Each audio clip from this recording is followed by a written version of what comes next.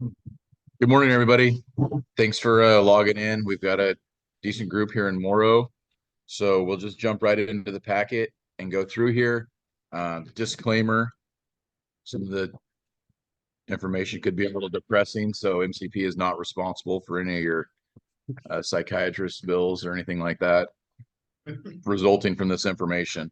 Um, Jumping right into the first part of it, um, you flip the bid sheet. That's not a misprint. That was from February 12th, that first bid sheet showing on page 2. And I guess the only reason I did that is I went back far enough to see from yesterday's 5:30 where the last time we were a dollar higher, and it was the 12th. So from the 12th of February to March 14th, we lost an entire dollar off of our cash nearby price in Portland.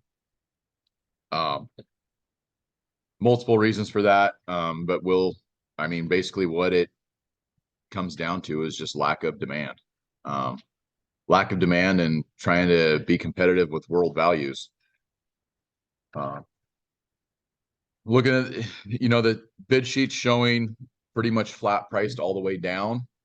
Um, Given the lack of the demand, where we're at in the current marketing year, as we're starting to get towards the tail end of it, if demand was strong on the nearby, we'd probably see that typical inverse to new crop. Um, So yeah, we started to see that a little bit yesterday afternoon. I guess you want some positive news. There's starting to be some tire kickers for feeding wheat. We start talking about feeding wheat. It's not usually at great prices, but at least it uses up some of this inventory that we've got on hand, um, both in local domestic feed use as well as some overseas feed use. So that could kind of be our thing that could keep us elevated and keep us from slipping a whole lot farther. I was working on some wheat going to the north of us. Supposedly, they were buying it about $20 a ton cheaper. I'm guessing it didn't have a lot of freight on it, so I still think we weren't too far out of the ballpark on that stuff. No reason to drop the price even lower though, just to try to meet it. So looking at current prices, 5:30 was early yesterday morning. Like Jeff had just mentioned, we got a little bit of a inverse back into that. Um, so let's start looking at some export sales summaries. Um, the first one that starts on page 4 is the current week. This is the one that was published yesterday. Take a look at that white wheat column. Um, 2.3 million bushels of old crop, still a little below the 10-week average of 2.9. But take a look at that other dark, bold print. You're seeing 1 million bushels of new sales bump into there.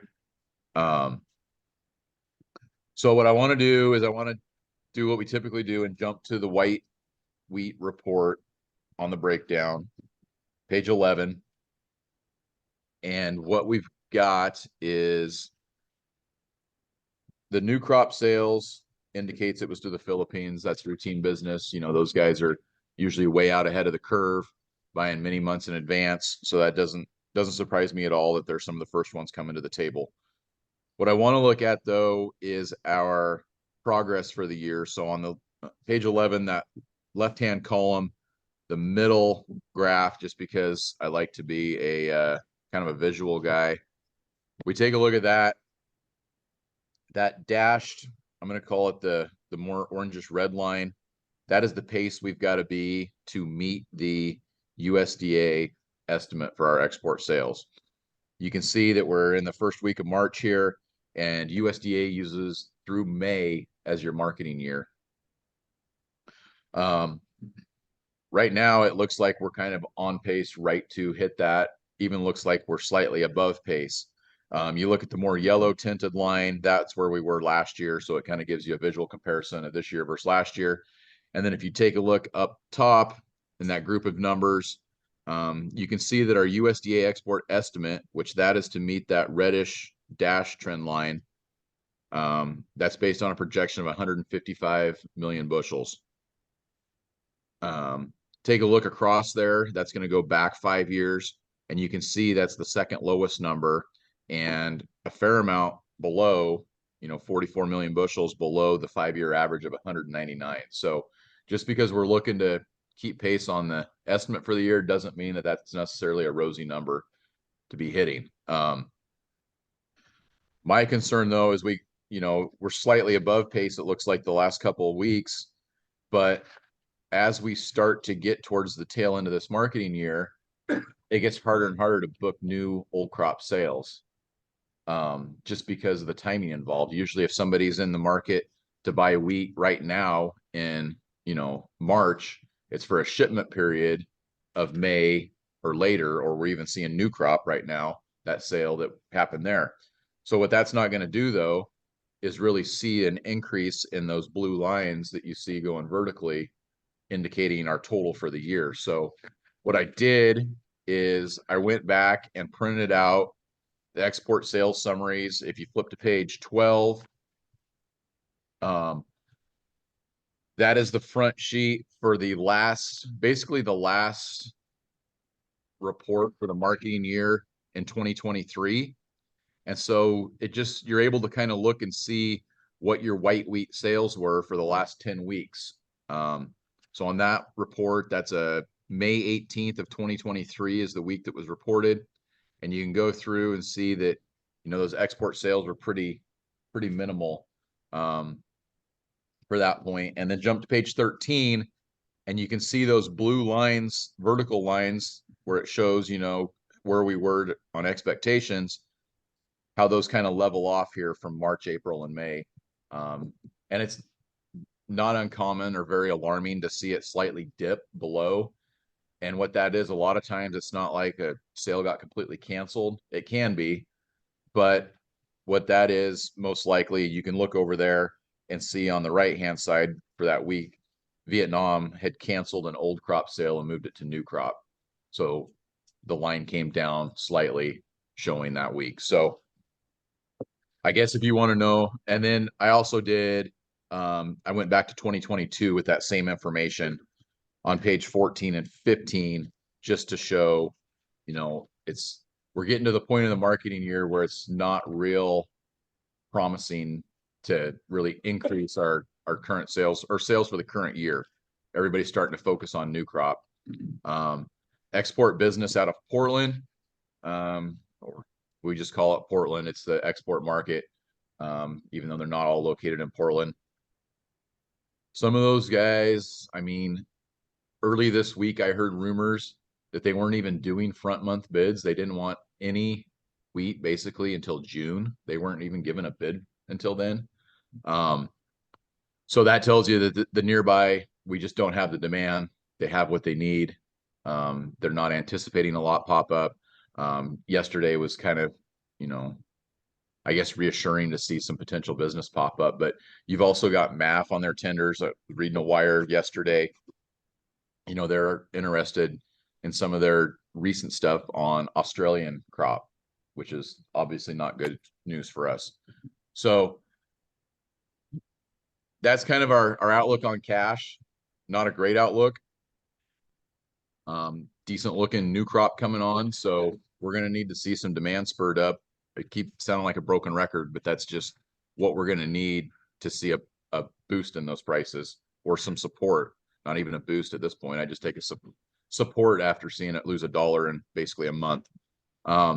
Looking over at the future side of things, we've seen a big fall off on futures as well. It hasn't just been your basis shrinking. Basis has been shrinking. We haven't lost, $1 quite on futures yet, but your soft red futures, they're trying to keep pace with the Matif, French milling wheat, which is in a downward spiral just to try to catch the Russian values as they're falling.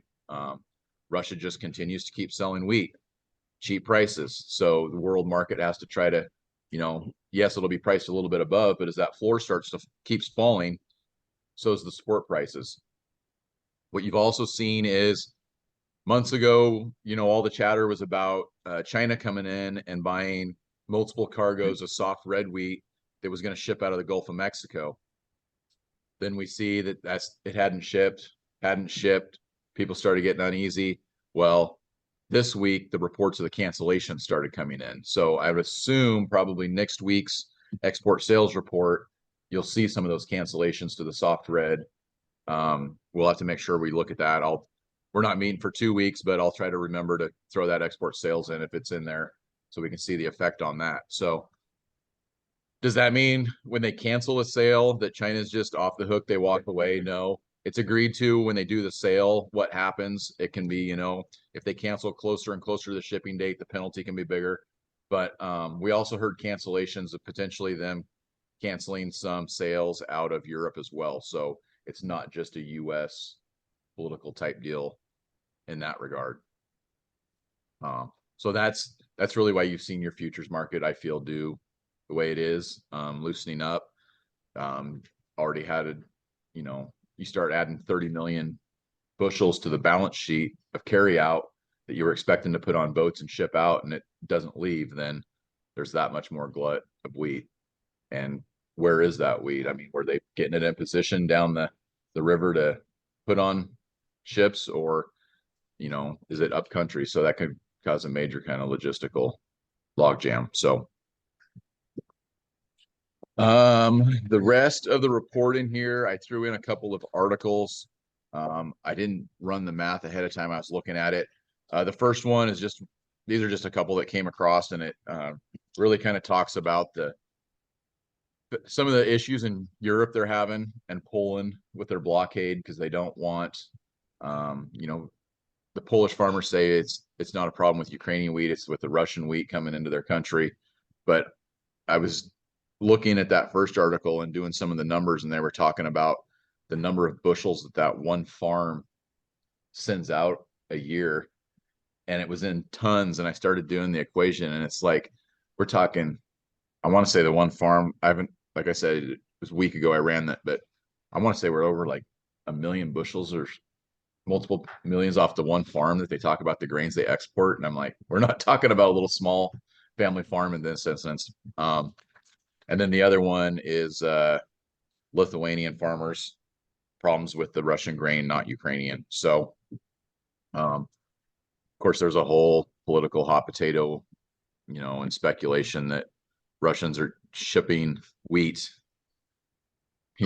cheaply because it might not be of Russian origin. It could come from somewhere else that they just have. So not going to get into that and make speculation, but that's really kind of what I've got for this week. I see the expert tuned in just in time for him not to hear me talking bad about him, Mr. Ian. So I would open it up. I won't put him on spot and ask him to chime in since he just logged in, but I will throw it over to Jacob if he's got any updates, and we'll circle back after that, please. Okay, yes, good morning. I don't really have any huge updates to give in terms of upcoming events. The North Central Livestock Association, they're doing livestock expo this year instead of a bull tour. That's happening on March 23rd, so not this Saturday, but next Saturday, starting in the afternoon at the Sherman Kennedy Fairgrounds. So just if you're interested in going to that, just let people know that that is going on that date. For wheat updates, really the only thing to talk about really is just stripe rust. Hopefully people received an email I forwarded yesterday from Christina Haggerty about the stripe rust outlook. Up in Washington, Dr. Chin, the main guy, he has some fairly sophisticated models that he uses to kind of predict what the stripe rust outlook is going to be given the previous month's weather. And so he's been saying it's going to be a severe epidemic year. So, definitely encouraging people to put propiconazole on at least with their spring herbicide applications here. Fast forward to the other day, though, Christina Haggerty sent that email out. They have not found any stripe rust yet east of the Cascades. The only place in Oregon that they found stripe rust so far has been in Corvallis, one of Chris Munt's disease trials over there. And it was just one plot that he happened to see stripe rust in. So far in Pendleton, Christina's been looking aggressively for it. They haven't seen any stripe rust yet. So we're thinking we might have less of a severe rust year here in Oregon compared to Washington, just because we've been in some more droughty type situations. And so they think the drought maybe has kind of helped the stripe rust not overwinter as successfully as it has been up in Washington. So they definitely stand by the recommendation that you should still be putting on propiconazole for susceptible or even somewhat sensitive varieties right now. But I think, unfortunately, the price of wheat's not looking good, but maybe some good news for you that we might not have to put the propiconazole on again later on in the growing season. So we might just get away with putting it on now and keep an eye on it, and we might not have to worry about it. Also, Christine Aggerty just encouraged people, if you got Magic or coaxin varieties, definitely want to be keeping an eye on those. I know I've been talking to some growers too. There's with the variety Voodoo might not be as bomb proof as we thought in the past. It might have better strep rust resistance than Magic. But just there's some different ratings compared to WSU versus OSU.